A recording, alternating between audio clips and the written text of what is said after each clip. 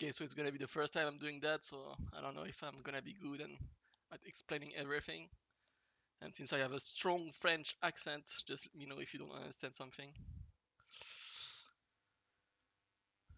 Uh, so where should I start?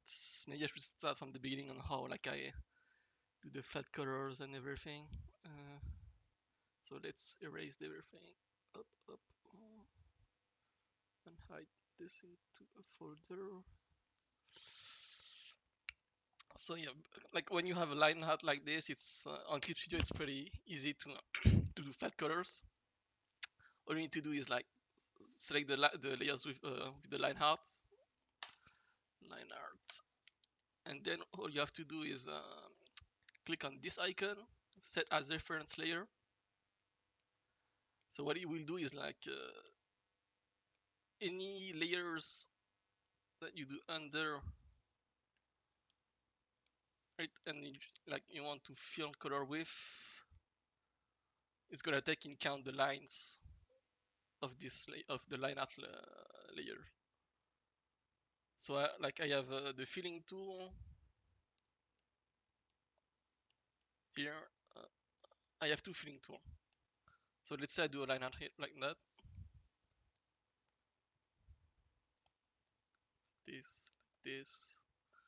This is the line art. I set as reference layer. I do another one, and then I use a custom filling tool that I name just 000, but it's a custom one that is supposed to take in count the line art layer, and you can set it in tool property. So now what I need to do is like I have like three layers, and I can just like do like this, and just like fills automatically. It's magic. It's fast and quick. So that's how I do the flat usually. So, but what I do first is doing the flat of all the shape first. So I select the line art, uh, use the magic wand, then select the outside shape, then invert, and then do this, do a color layer that I will name shape, and I will fill it with a color that's gonna be the color of the skin usually when I do like character like this. Wait, let me get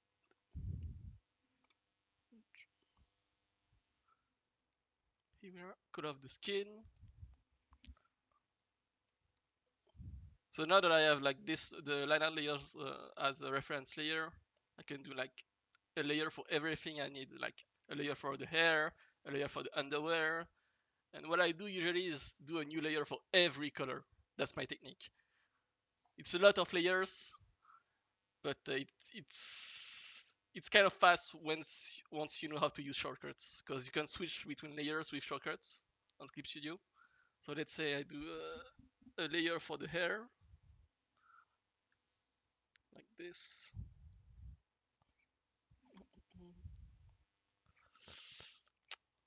You notice that I keep the selection around as well, so like if I want just to paint like this, it's fine. So what I do, I'm using the filling tool, and boom, boom, boom, boom, boom. And what you can do with Clip Studio is you just click and slide, and it's just gonna like fill everything you need.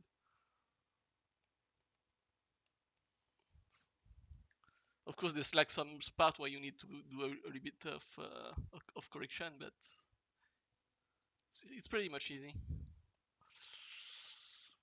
And I'm gonna do one layer for this one. I forgot here. One layer for the underwear. So I'm gonna start with the white line of the underwear. White line.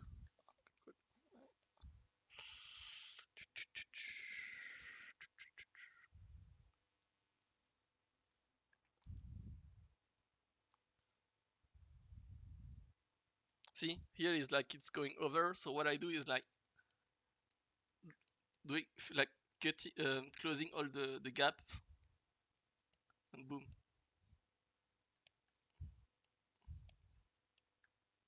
Here a gap as well. Oh, another one here. Then I'm gonna do another underwear layer for the color one. It's gonna be, let's say, yellow. And see, I can just like slide, and it just does it. It just fills automatically everything.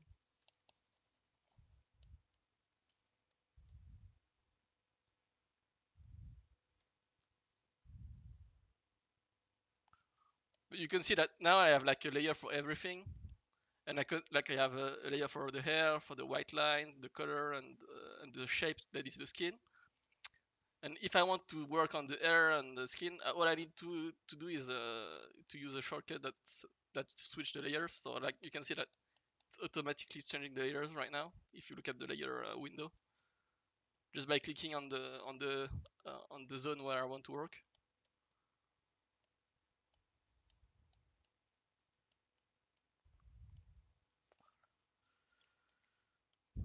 Uh, is there a bug on the navigator? Wait,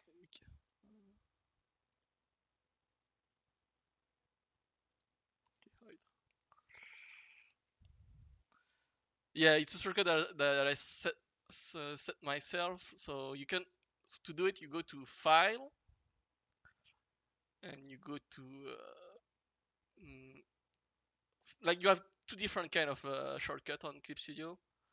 One that are like just on the hotkeys, and the ones that are only on Alt, Control, Shift, and stuff like that. Those ones are like kind of temporary, you know, like when you use the color picker and stuff. So it's modifier key settings, and then you, mine is set on I think it's set on Shift, Control, no, Shift Alt. Yeah, Shift Alt, and then the tool is change tool temporary layer selection here.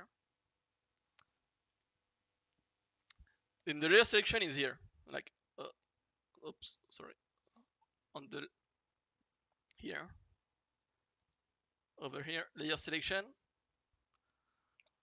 And what you can do with layer selection is like you can change which one you want to pick. Like you can lock layers. Like if I want, like for example, if I lock this layer, it will never pick it up. You will never pick up the hair layer, even though I'm clicking on it. And what I like about that is that, for example, if you want to do a layer effect, like let's say add glow color dodge, like boom, big yellow, like this.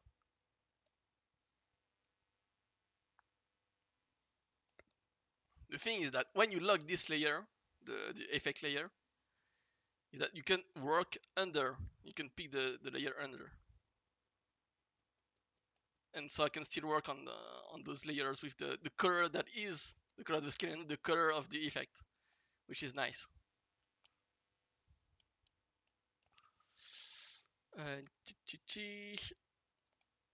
So yes, layer selection.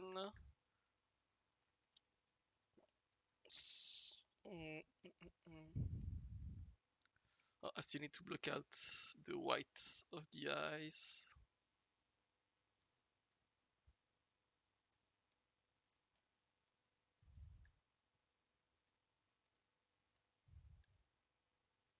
White of the teeth.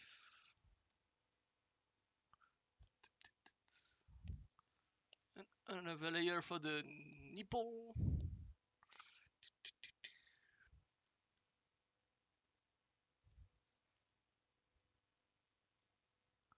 And the tongue.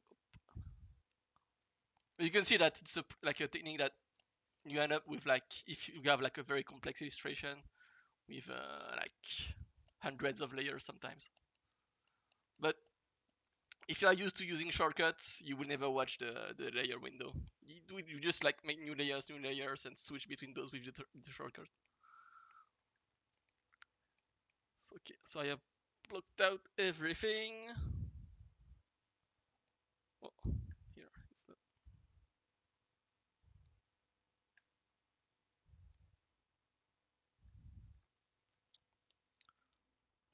Okay, so now what should I the shading shadow. So the way I do it is it's very simple actually. So I'm gonna start. It's all about cutting shape with the layers. Or let's say you have. Let's get done with all this. Like you have this shape in colors.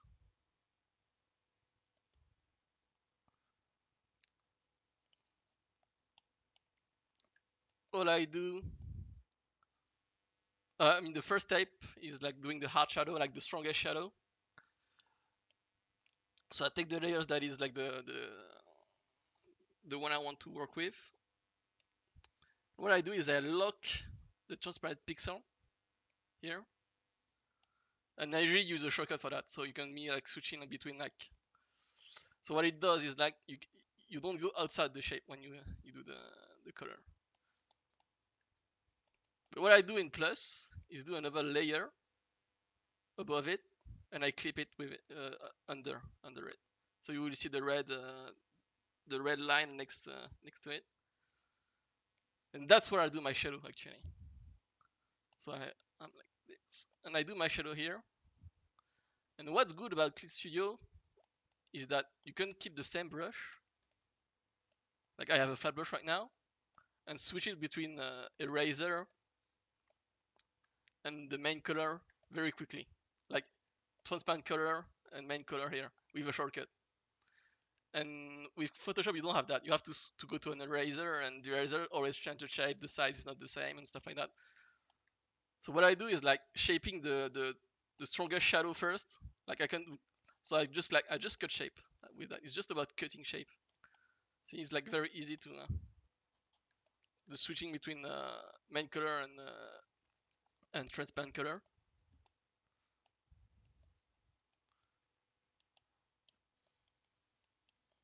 And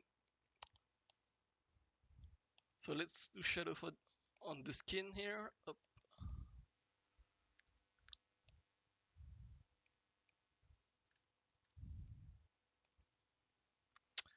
And for now, it's kind of okay to not know the color you want exactly, because like that's the thing with when you do everything with layers is that the shadow layer I just lock the transparent layer again, and then I can just switch the color as I want. Like I can just go wild, and it's very nice because you can just like experiment and see like what is working, what is not working. And the more you do that, the more you will like know what you do, kind of, and you can more like take a risky choice without losing the shape.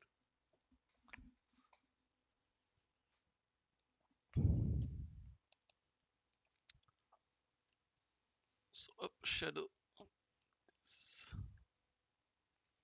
So yeah, like the hard shadow is like, so let's say like for me that right now the light is like kind of like very like just in front of him.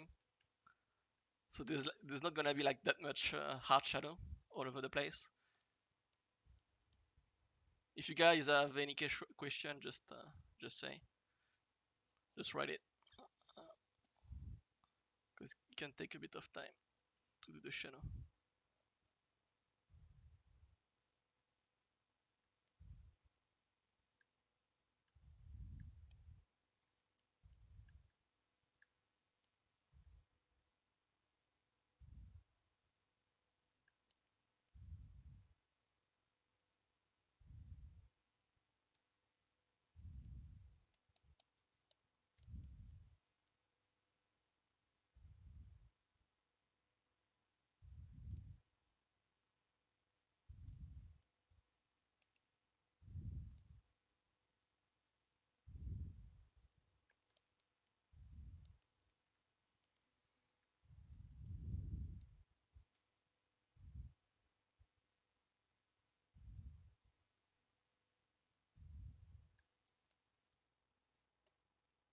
It depends on what you want. Right now, since I have like it's just a main character sheet, I would say I can use any colors basically, because it's oh shit, what happened?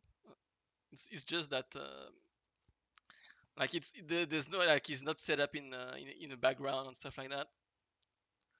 So like right now I'm not moving a lot and it's working fine.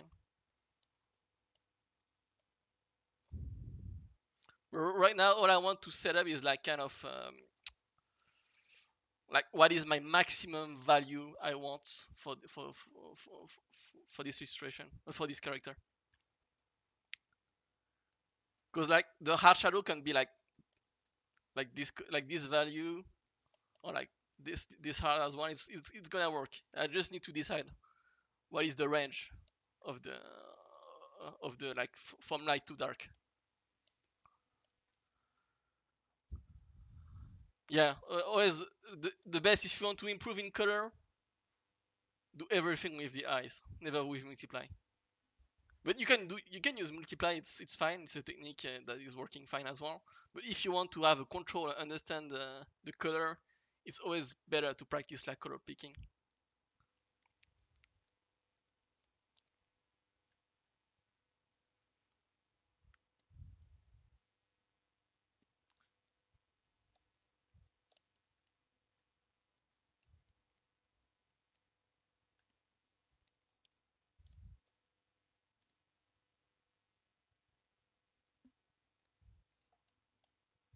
Hello.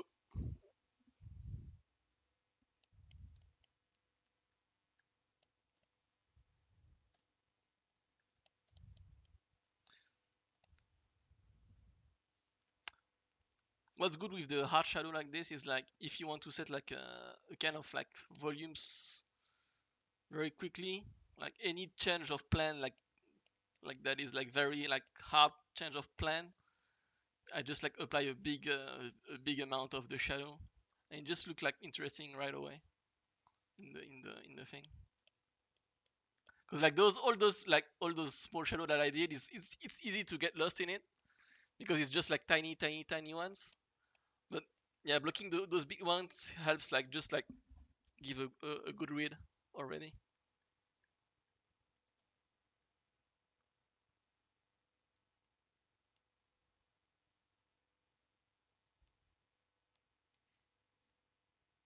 How do you achieve your line weight?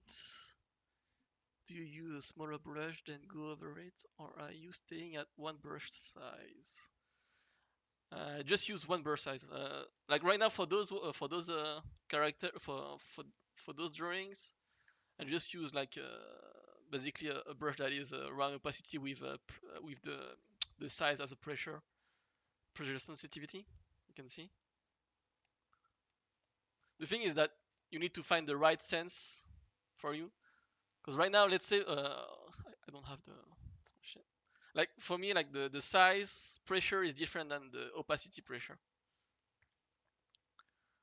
So like the opacity goes faster than the size. So it gets darker faster than it gets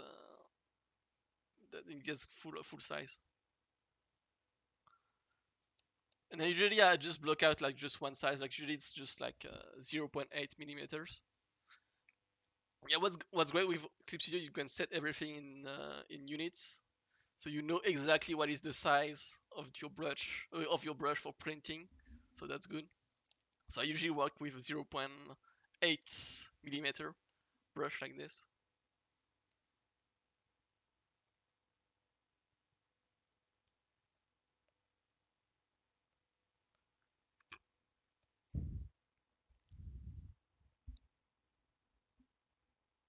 Oh, there's something else. Like if you are like having trouble with pressure sense, uh, Clip Studio has a way to kind of set to your strength. So if you go to pen pressure setting here, I, I, it doesn't work on the stream. Wait, let me see. Yeah, it's on file, and you click on you click on pen pressure settings. Let me see if I can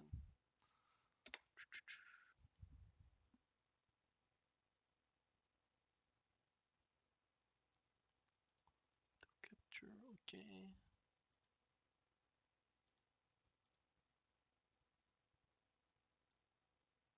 Okay, this is the thing. You see it?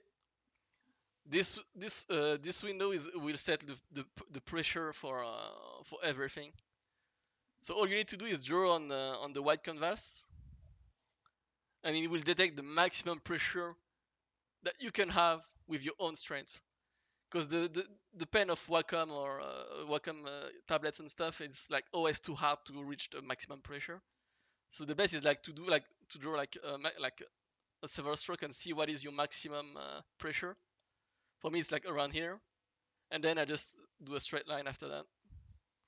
And it's so easy to like. It doesn't ask too much strength to reach the max size, and it's actually set on my sensitivity. So yeah, that's a good thing about Clip Studio. So yeah, mine is like, oh, like I just like remove like 1/3 of the max pressure.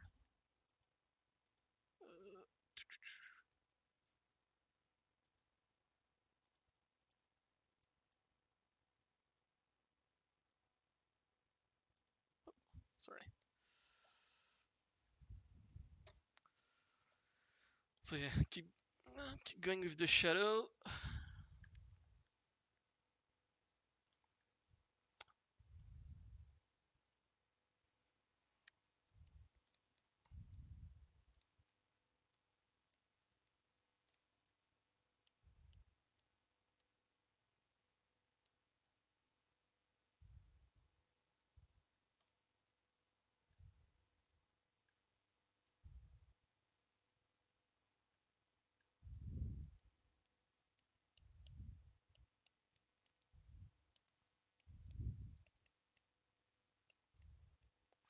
There's one thing when I do like the shadow shape or any shape is always trying to find a good balance between volumes and interesting shape. So let's say what part I didn't work. Uh, we start over actually. Like I do the shadow for the forearm here. Since the drawing is like pretty good, there's not so much mistakes. It's very much it's easy to see the volumes, so I can just like define the volumes easily like this.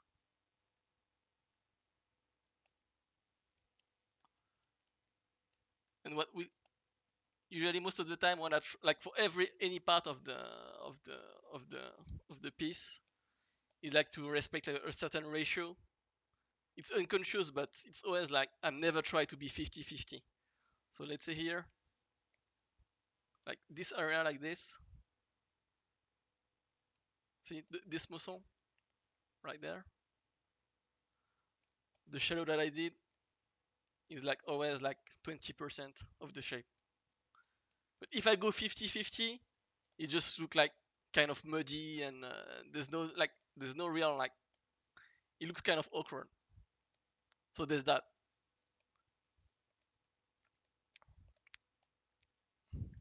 And I play with that a lot when I don't know what I drew. Like if for example let's say the anchor here, I just did a random shape because I don't know how to do to draw anchors. So to correct the mistake of this drawing, I will do shapes with the shadow that will correct it. That will suggest interesting shape instead now. So, oops.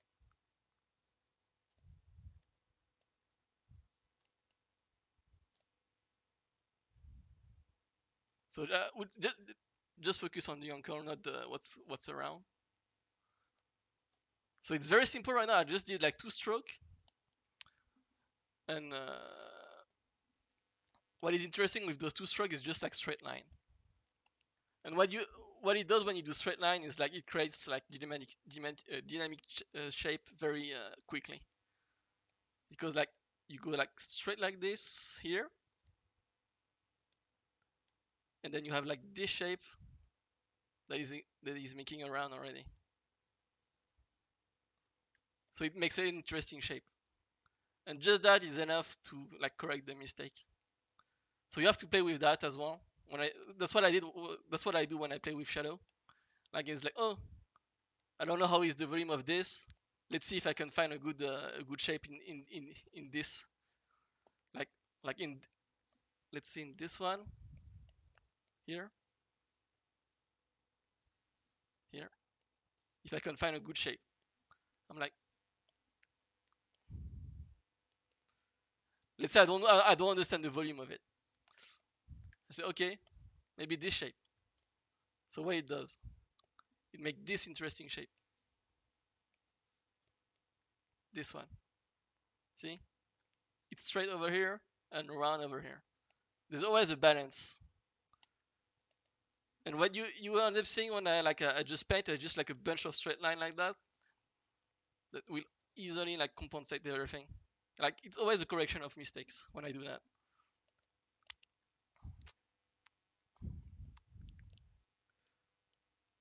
Because like it says, I just do this. Oh shit, just do this. Hey, oh my bad. Just do this and this, and here we go. I already have the volumes of this muscle. All I need to do, all I need to find is find the right ratio to make it interesting. For now, it feels 50-50 between the light and dark. So all I do is like erasing a bit and stuff. That's what I. That's how I work usually when I don't know the shape, the volume of the thing.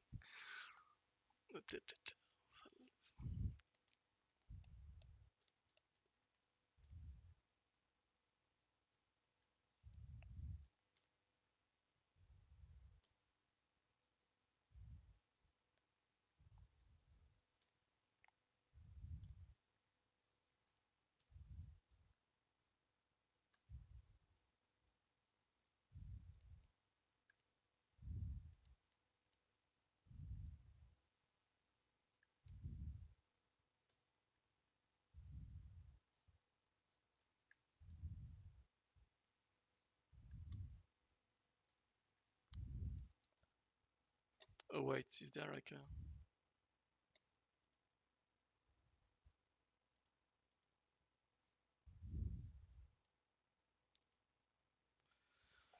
Do you have a light source in mind when you do your poses, or do you let the pose determine the lighting? I don't really have a lightning with those characters. It's like yeah, I do have a easy like a easy one that is set, but usually I don't have one. I just play with shape. I just try to make it look interesting most of the time. But all you need to like if you understand volumes, like the way I work is very much like a 3D blocks.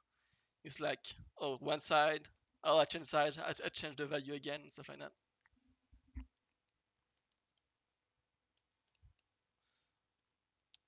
Maybe I will do a video about lightning and color picking after because it's well, maybe I can do it. I can do it on this one, but since it's not very hard to pick color on those pieces, I don't know.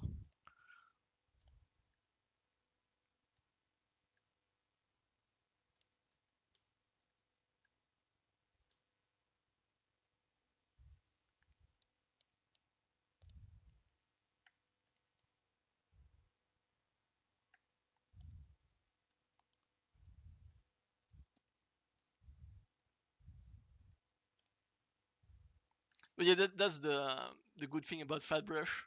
Is always it always gives you like one side, like it always like give you a shape like directly when you do a stroke.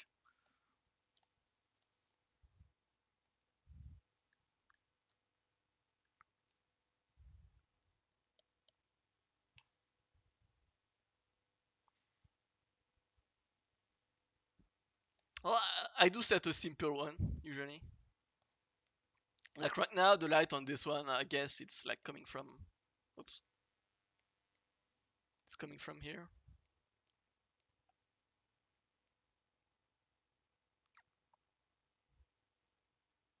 like that, I would say. So like all the light is like this is light, and like when you change angle, it's like big, starting to be shadow.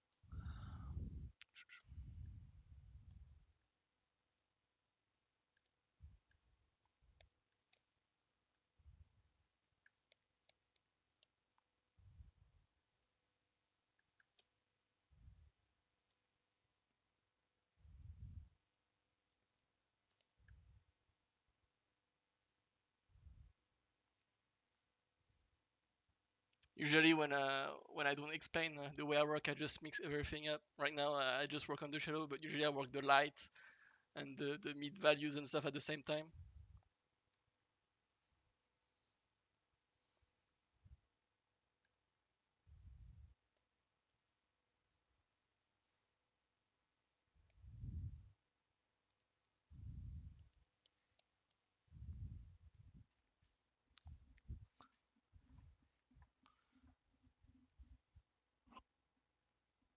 Oh, actually, yeah, it's. Uh,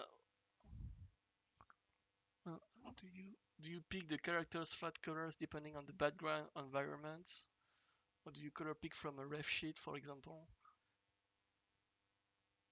and just use layer effect to make them fit in the background? I never use layer effect when I start in the beginning. I always pick the right. I always try to pick the right color.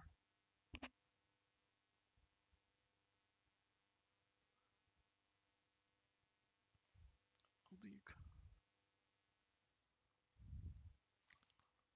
You're right. The best if you like when you do those kind of character shit is to use a gray a gray background actually, not a white background. I don't know why I used a white background here.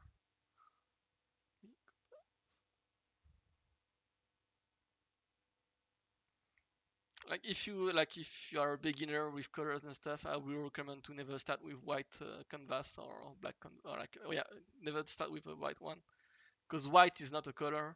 It absorbs every color, so it's not good.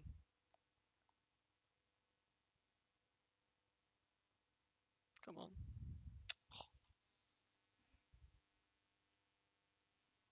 here we go. Get better like this. Yeah, that's not bad. I jumped too fast into the shading stuff. I forgot to put the background in gray.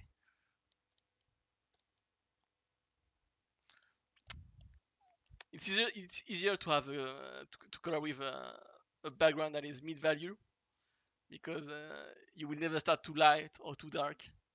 So that's good.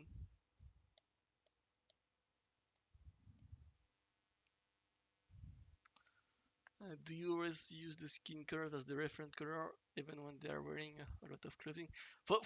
For just character sheet like this, I just go basic color, you know.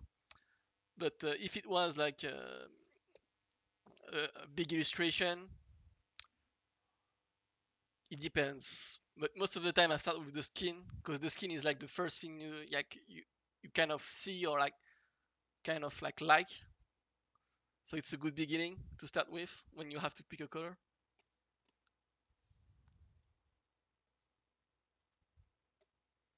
I'm recording it right now, so I will maybe upload it on YouTube or something. I'll put some subtitle if there's some stuff I didn't explain very well, stuff like that.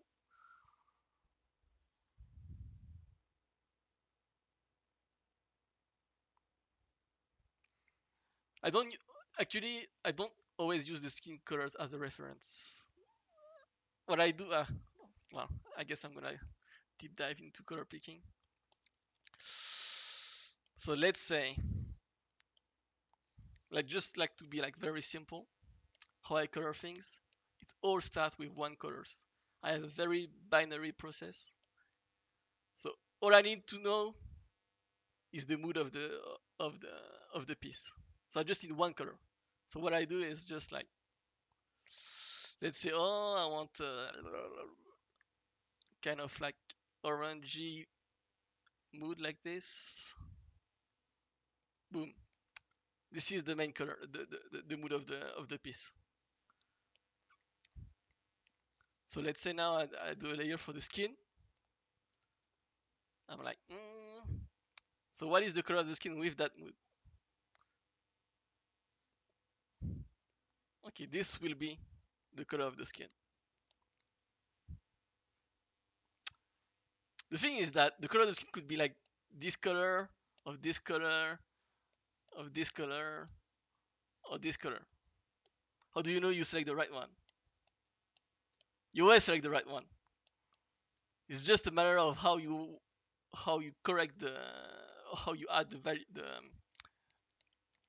the shadow in it, and it's all about color picking after that. So I'm like, I have I have this color. I'm like, okay, I need to pick the color of the shadow now. What do I do?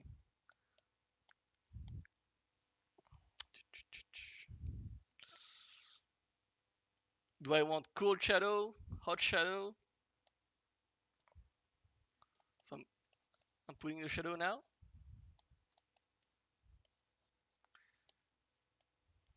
So how do you know you select a cold or hot color? It's not about like going to blue or red or stuff like that. Or at least for me, it's not working like that. Hot and cold colors works only with comparison. So that's why I'm saying I work in very binary process. So every time I put a stroke, I compare it with what's next to it. So what's next to the shadow is the light of the skin.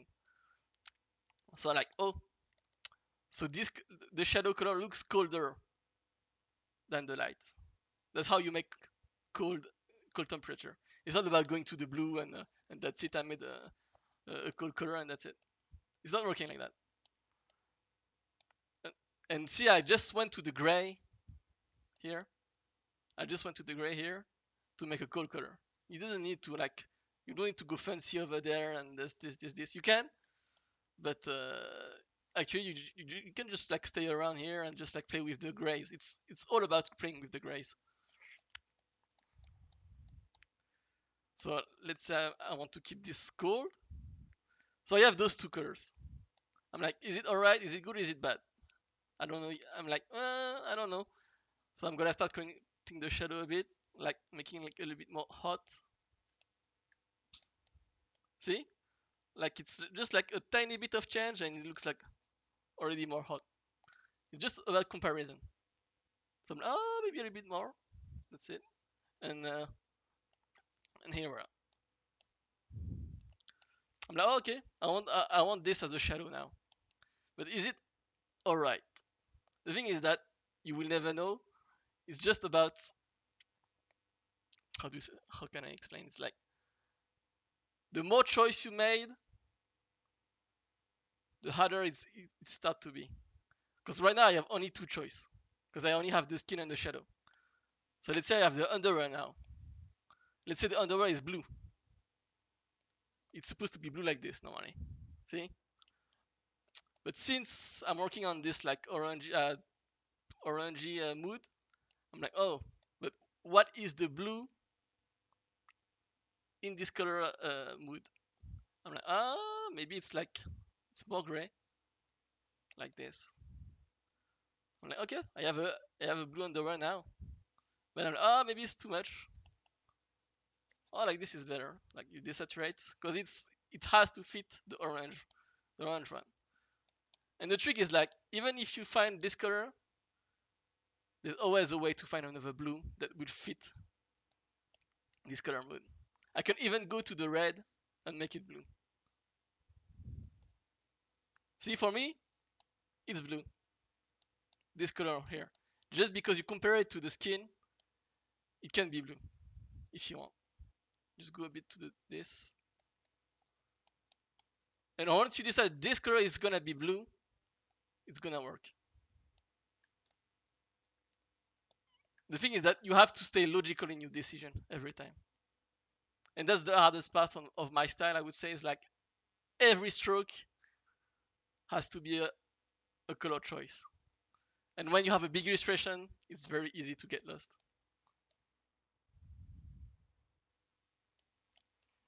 And like, so you, like there's like, let's say you have the blue underwear again, and you're like, oh, I don't know how to pick the color here. So you go to the blue, and all you like most of the time, like that's a simple technique that when you like you don't know what to do, is like to move this color to the left to desaturate, and it will always like kind of work because the blue cannot be saturated in the orange mood, if you see what I mean. But if you are, let's say you have a red underwear, it can be flashy because like it's in the right mood. It's in the right color mood. Once you start like kind of like desaturated, it's like, oh, I'm not sure about the color of this red because it's not in the red. So yeah, I basically work like this. When I don't know the color I want to pick, just as a way to find some quick way to pick the color.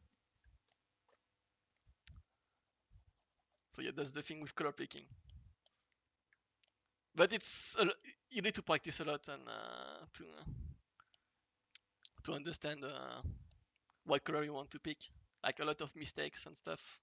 You need to do a lot of mistakes.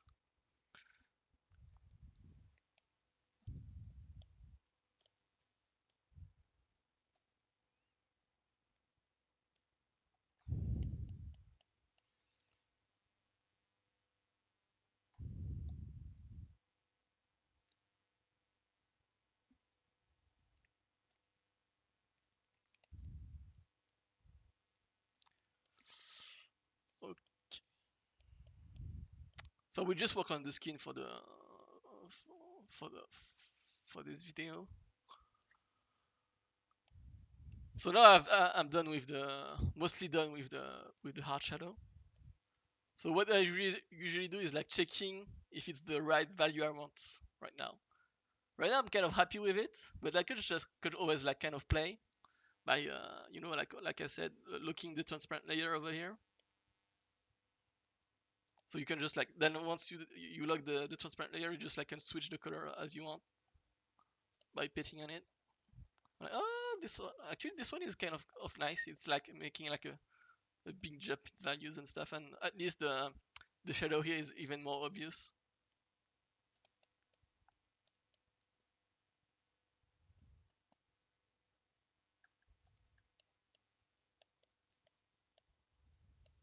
But yeah, but here like around here it start to be too strong. So I don't know yet. I'm not sure.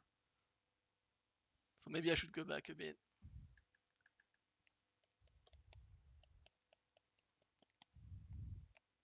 I mean I can still change it anyway. The name of this guy is Edmund.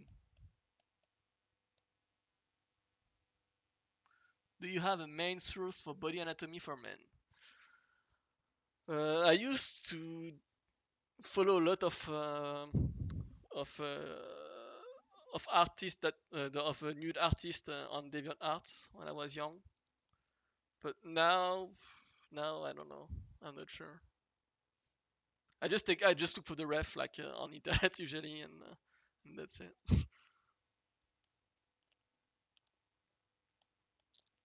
So now what I'm gonna do is working on the what I call the mid values. It's working on the light. So here it's all about finding the in between the hard shadow and the light.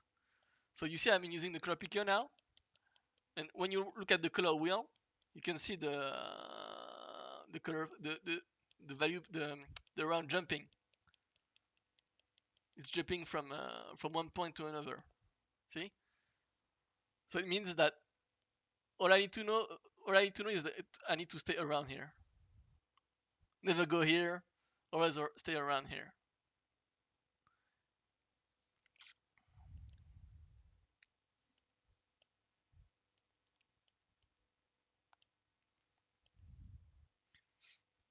So the way I move in a color picker is like, okay, I want to a little bit more darker.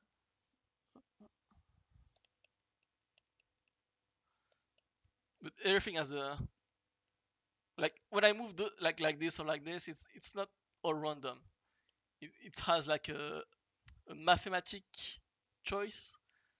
So what I mean like that is like when you move vertically like this, you change the value. And when you move left to right, you change the saturation. And once you understand that, it's easy to do like it's easy to dance with the color wheel. Because like I'm there, okay, I'm going to like to go into this diagonal. I don't know how to pronounce this one. I'm just going like this way, 45 degrees. So it means that I move a bit of the saturation and the value. It's not just like, oh, I'm going like this and like this and like this and like this. It's like, okay, here I'm gonna move like here I'm gonna move down and right.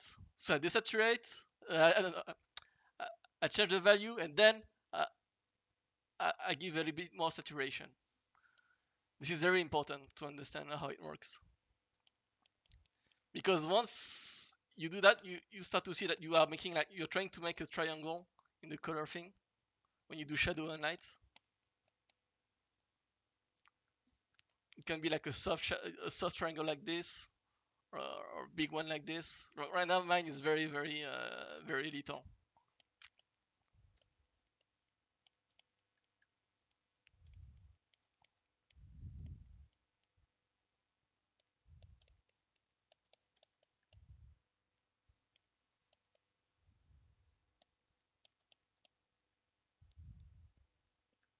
But here, I'm just trying to find like a good shape instead of trying to make the volume.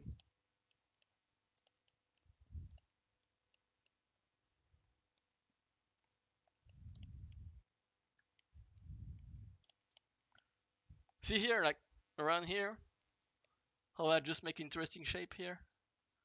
Like if you select this section, this make interesting shape here compared to here. Even though it doesn't follow the volume of the muscle. And it's enough to make you believe that it's in volumes sometimes.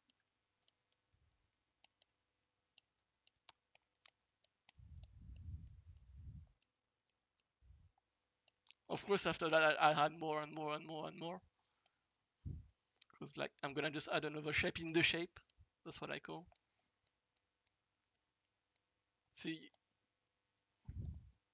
see, like I'm being very rough right now, but I just add another shape in the shape shadow that I did.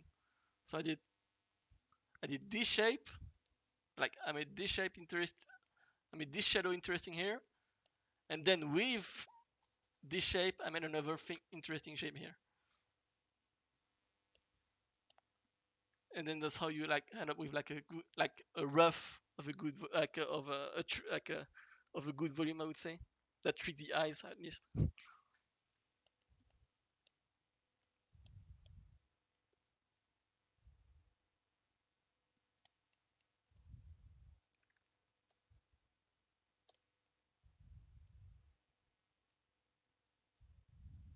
It's all about finding the good stroke. So that's why I do a lot of Control Z, because you can try it forever, so it's fine. Right now I'm just like trying to see if it's looking good or not.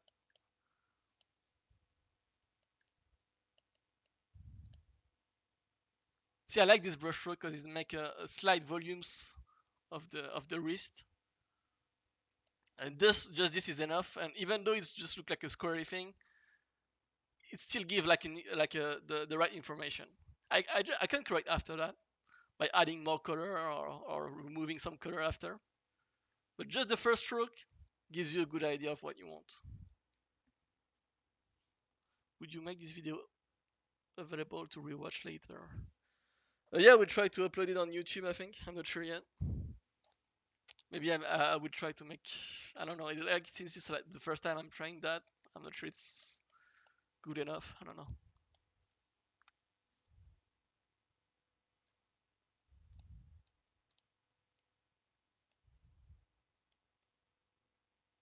Is there a way to ask you some question regarding Edmund? Yeah, later.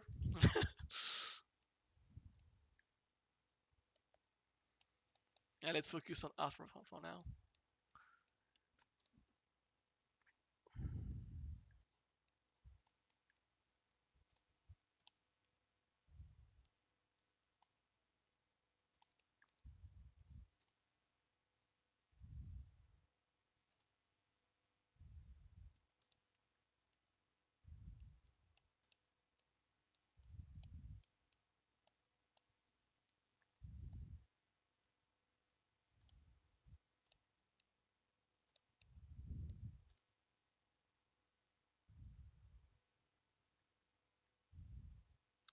But see, like how I try to make an interesting shape here to to define the volume of the abs right now here, just with one stroke.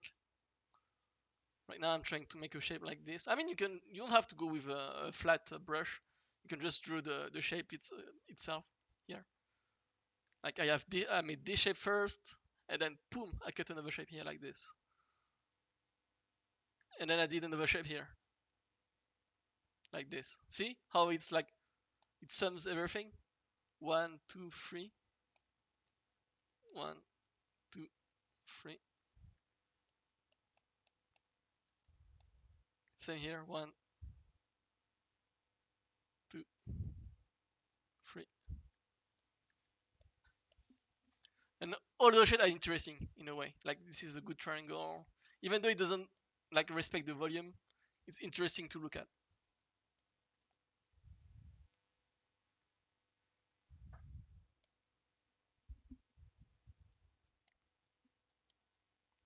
Well, that's the.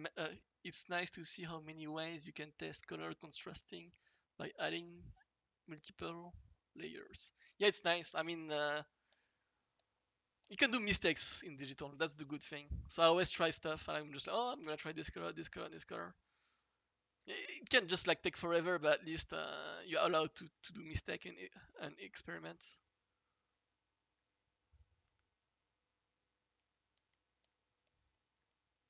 Of course, it's always good to understand a bit, to understand the basic of volumes, because just doing random shapes on everything just can end up like a very messy, messy abstract kind of piece of art. So it's not the best as well. You have to find the good balance. I like to play with between those two because I don't know everything about anatomy, but so I try to play with like shapes and volumes. That's a good balance because people always need to rely on something that is like logical. So if they see a bit of logic, like of logic in the piece, they will absorb the rest, or they will learn to absorb the rest.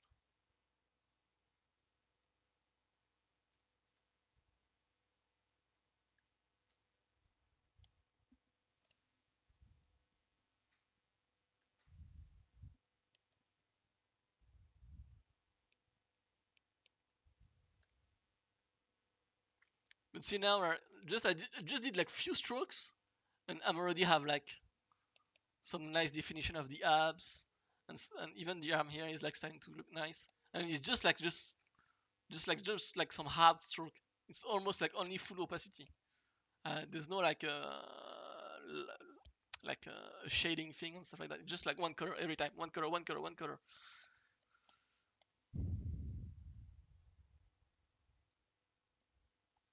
Just focus on. I mean, if you want that kind of style, it's always good to focus only on colors first and not or values and not like shading.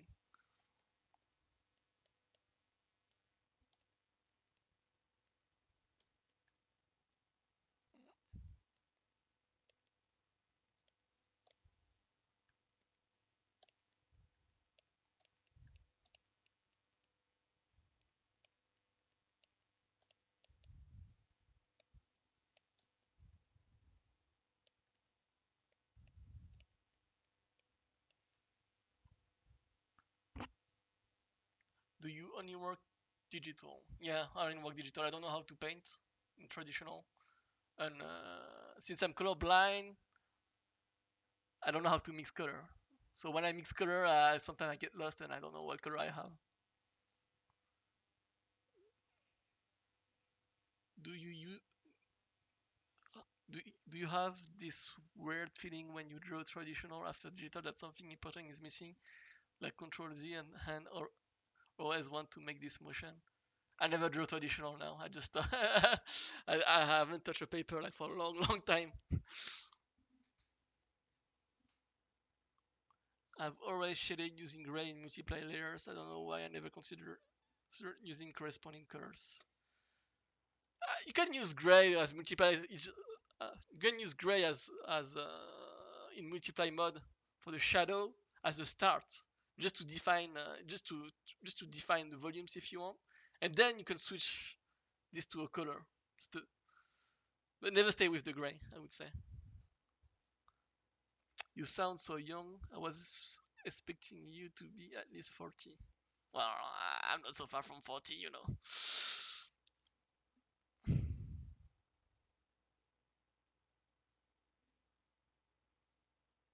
Oh yeah. Uh, Also, I noticed some part of the hair chest are not colored. That is between the finger. Oh, you're right. I forgot. I mean, it's fine. It's just oh, here we are.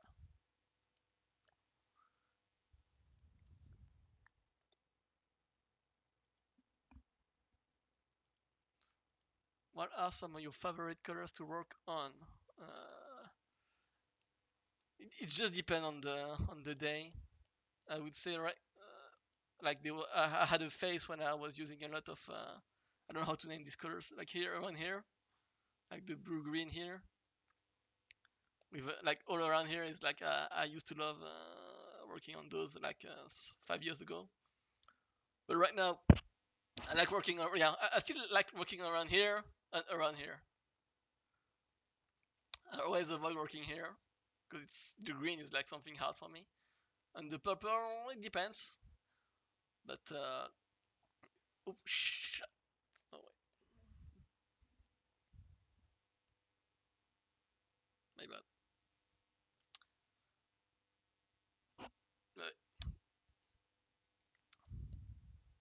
I forgot what I was saying. Uh, yeah, I was like working around here and around here, and like yeah, it's sometimes it's just enough to work around here and here. It's just about taste after that. It's not about like like techniques or like what knowledge or everything. It's just taste after that. What you like or what you don't like.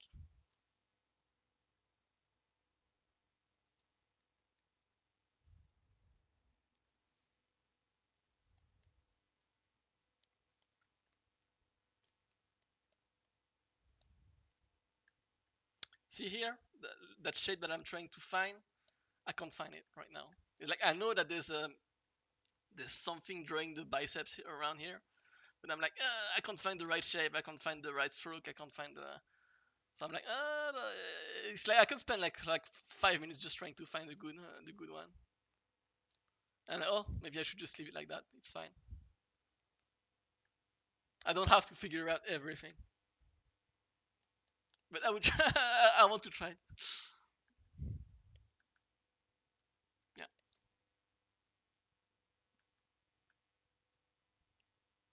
maybe like that. I don't know. This one I'm not happy with. This stroke I'm not happy with it. But I'm just gonna leave it for now.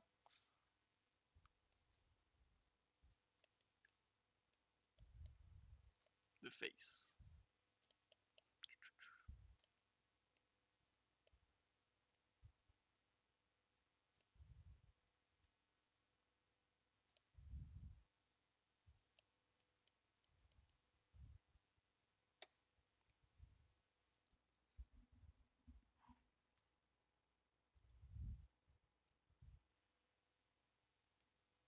I mean, it's just what I'm teaching.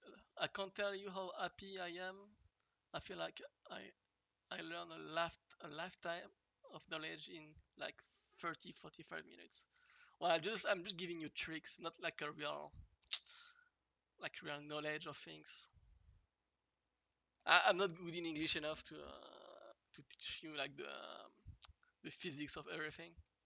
I'm just giving you tricks right now.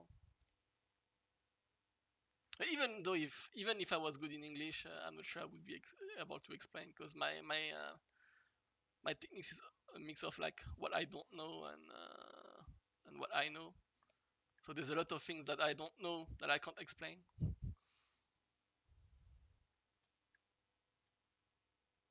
I mean, I understand how to do it, but I cannot explain it.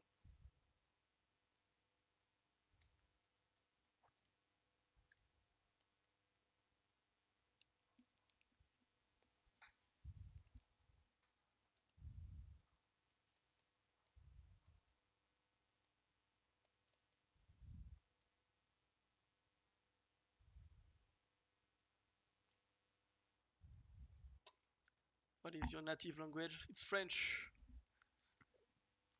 Maybe I can try to do a video in French and then someone do the subtitle for me. I don't know.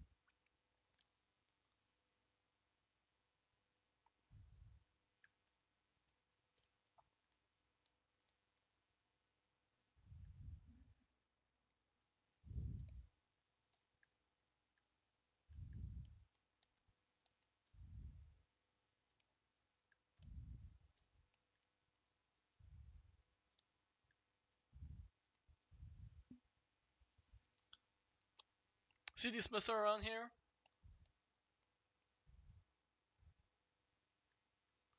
Like I had this shadow shape here. Oh, I had this shadow shape here. Oh, sorry. Like this shadow shape here. Up. But I wasn't really happy with it. So what I did to correct it is add another shape over here. Like another shape here. Oops. That will compensate the mistake I did on this one.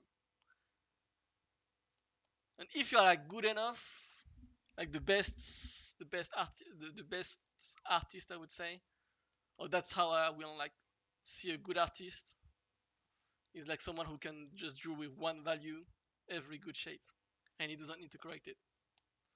For me right now, it's like, oh, it needs a little bit of correction, so I just add more shape around. It's either I correct this shape, or it's either I correct the shape with another shape. So right now I'm just correcting it with another shape. And that's how it makes my rendering style. It's just about correcting mistakes all the time. Every time I add another value, another like rendering, it's correcting a mistake.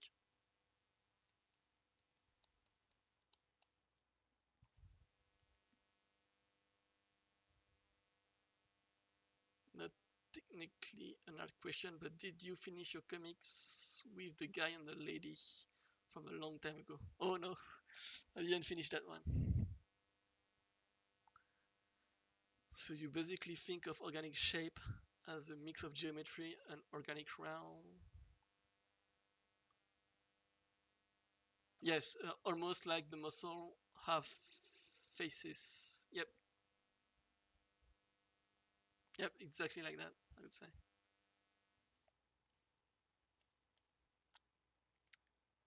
I see everything in kind of like in low polygon. So like let's say I have a run like this, like an old 3D game. Let's say you have a shape like this, but the 3D shape of this is like this.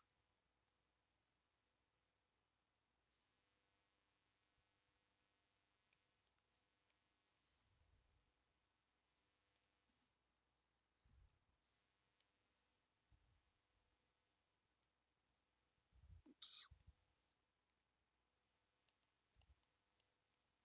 So what I will do is like try to make a low poly of this version. Instead, like if I need to do the shadow, like if you have like if you have to do the shadow like in real life, it had to be like this, like, hey, what's going on? Oh, like this, like the rendering has had to be like this, and all smooth in 3D. You know, like it has to be like this, like So why I don't like the smooth rendering like this, like this, like with like the airbrush and stuff. Why I don't like it? It's because the transition between light and dark is not a choice that you make. It's just the tool that makes it for you, and that's why it always look kind of muddy because it's never your choice. And when it's not your choice, it doesn't look personal. And when it's not personal, it just looks muddy. So you're either very good at defining the volume with that, and then it will look good because the volume is good. But if you're bad at it, it will always look muddy.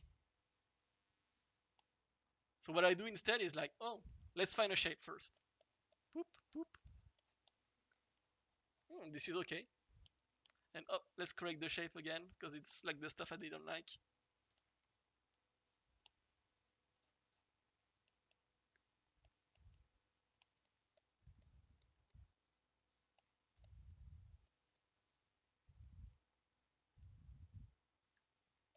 And I'm like, okay, so it's kind of okay for now. It's enough to have like a volume for with that.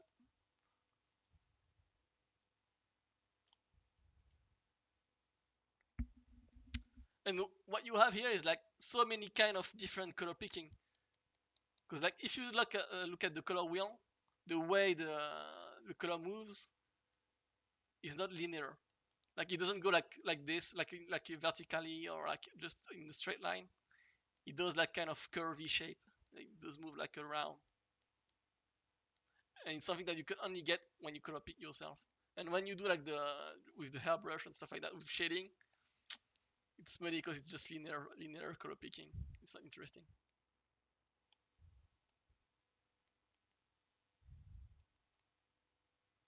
Like even just too simple color like too simple color like the shadow of this and the light of this, it's enough to make it interesting.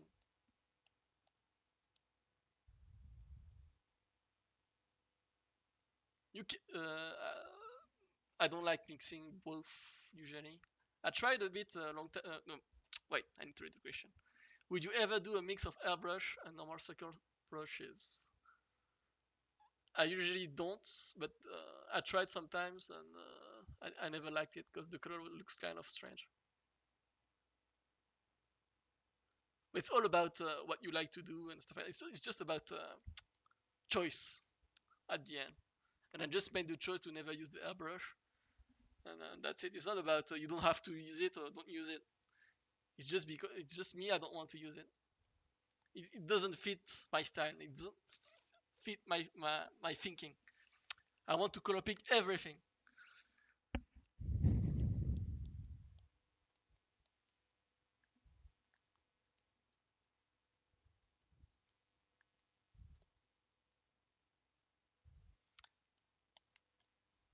And when I say like, I want to color pick everything, it doesn't have to be complex and everything. It can just be like simple colors and stuff like that. It doesn't mean I want to be fancy and pick like all kind of like thousands of colors just for one illustration. But I just like the fact that every part of the piece is something that I kind of master. Well, it's not like just random.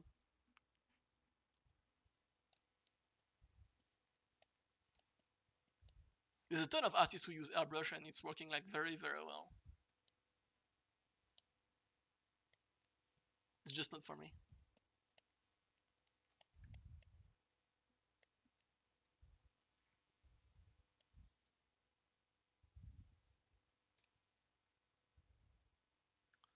Okay, so right now I'm trying to start a bit with the lights, even more lights after like giving all the mid shadow. And oh, I can do like all the kind of what do you say, the what is the word in English, the highlight, the little sparkle thing, the the white dots and stuff.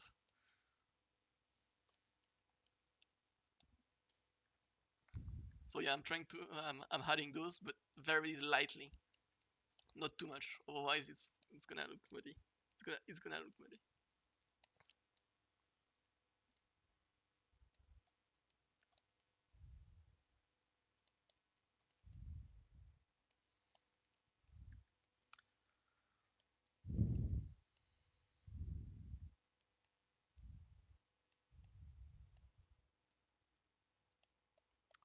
But you see what's nice when I block like the biggest shadow is like it's easy to cut other shapes around it because I can just go like this, like very wide, like like this, and keep the shadow and have it like a good interesting shape just with one stroke that goes all over the body.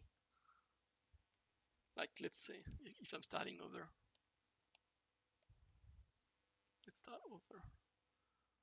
Like if I start over like this, I have the light and the shadow. But having the hard shadow in the different layer, it makes things easy to make like mid shadow as well with big shapes. Let's say I just do this, boom, just those two strokes. Oops, like those two colors here. Let's say in a way, in a way, it makes the volumes already, and it goes all over the body, and it goes all over the body. Let me draw over it. Because like this thing here and this thing here, it kind of make a volumes already, like this, like this, kind of left like this. And since I have the hard shadow here, it makes everything kind of interesting already, kind of. It's very wide right now, but that's why I always keep the hard shadow on another layer, because I can go wide with strokes. Like I can just go like, oh, I'm gonna do a stroke like this. It goes all over the piece, and oh, actually it makes an interesting shape here. Then it makes an interesting shape here. I'm just saying random shit, but you see what I mean? It's like it makes things easier for you to keep the the shadow on the other layer. But you don't have to if you don't want to.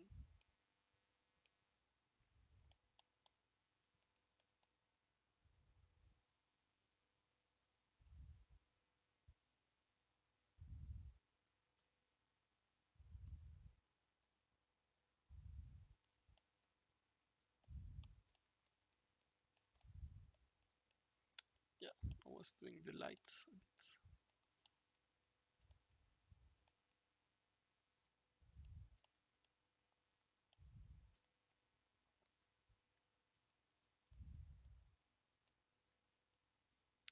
And the white dots.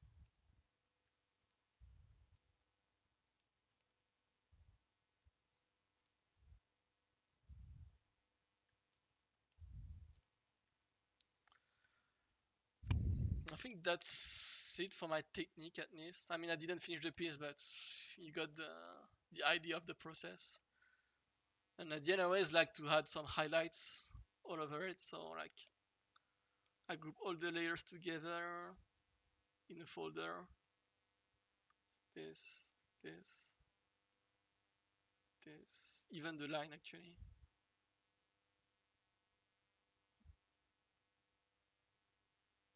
So everything is in a folder, and I do a new layer, and I clip I made a new layer, and I clip with the under to the folder, and then I start the highlights. So let's say I just go white, and I can just do the highlight like this.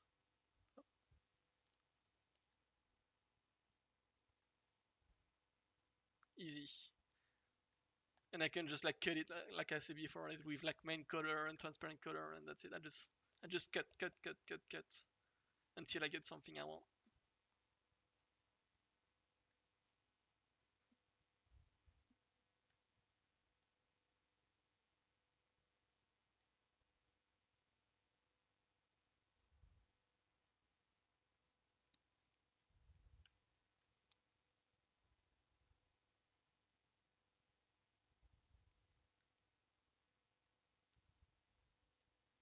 But be careful with that highlight thing. Is like very easy to get lost in it, and it's like a wow effect. It's just like for the to make it wow. It's like beautiful light and stuff like that. But don't use it too much if you don't know what you do.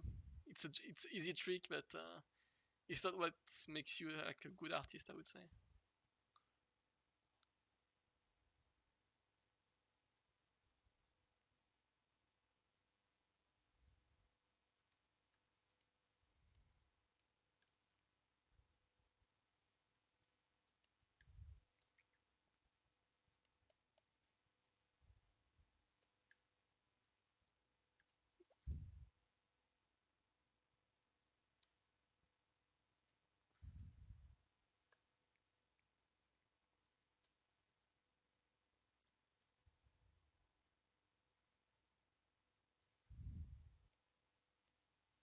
Yeah, something like that.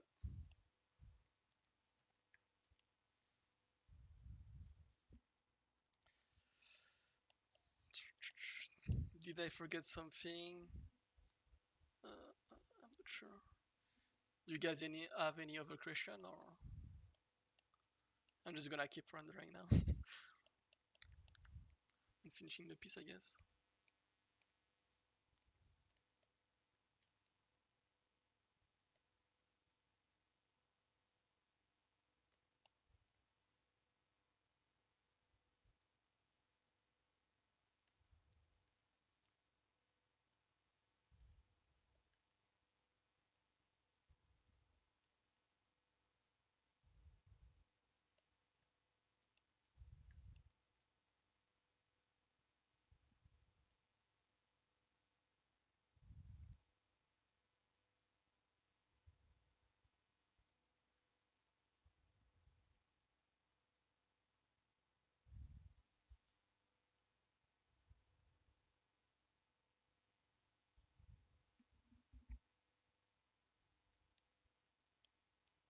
I just try to stay solid most of the time.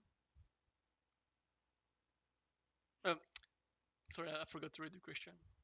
Do highlights have other like glow effect on them, or are they just solid at times?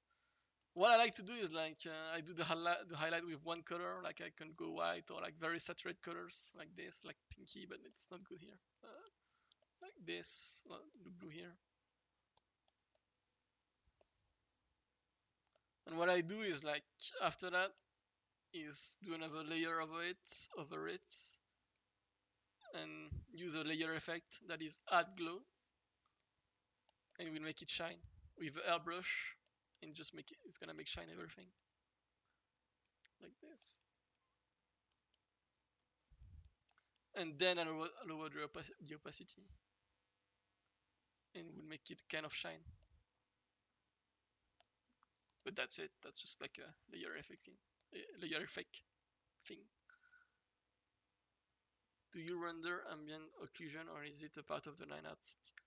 What is ambient occlusion? I don't know what is ambient occlusion actually. Oh, is it the light that is on the in the shadow?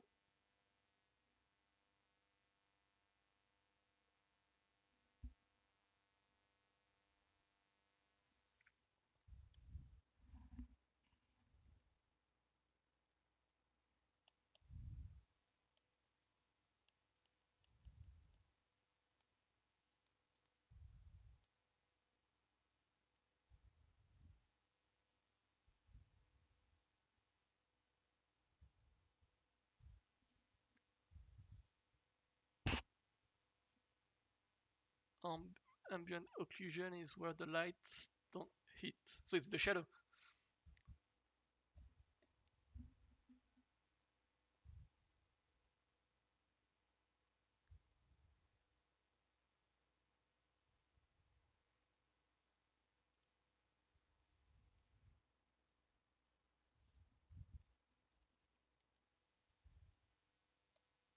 Oh yeah, yeah, I do render those actually. I forgot to render like in the shadow as well. I do render things. Actually, I forgot. Like I add a little bit of volumes here.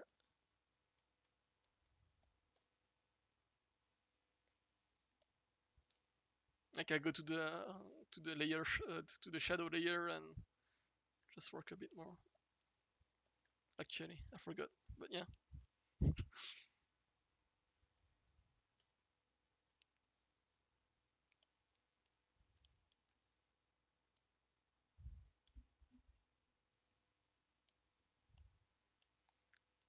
it is.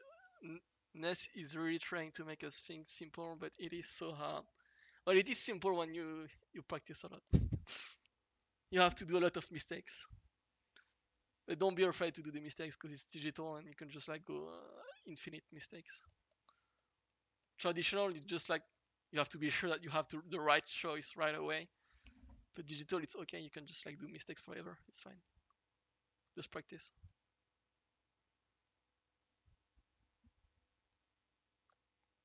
Just practice, and you will find a way.